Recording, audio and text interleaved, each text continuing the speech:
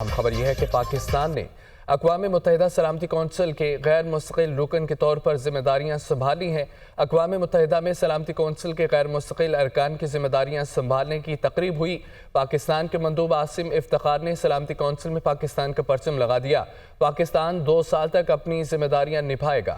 دیگر غیر مستقل ارکان ڈنمارک، یونان، پاناما اور صومالیہ کے پرچم بھی لگائے گئے۔ سلامتی کونسل میں دنیا کو درپیش چیلنجز سے نمٹنے کے لیے فعال کردار ادا کریں گے۔ منیر اکرم: پاکستان میں مجموعی طور پر سیکیورٹی کی صورتحال بہت بہتر ہے۔ پاکستان ایک مضبوط ملک ہے، ہماری قوم متحد ہے۔ سیکیورٹی کونسل میں افغانستان کے حوالے بات ہوتی رہتی ہے۔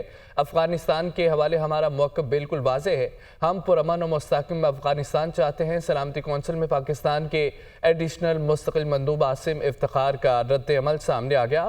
پاکستان نے اقوام متحدہ سلامتی کونسل کے غیر مستقل رکن کے طور پر ذمہ داریاں سنبھالی ہیں۔ اقوام متحدہ میں سلامتی کونسل کے غیر مستقل ارکان کی ذمہ داریاں سنبھالنے کی تقریب ہوئی۔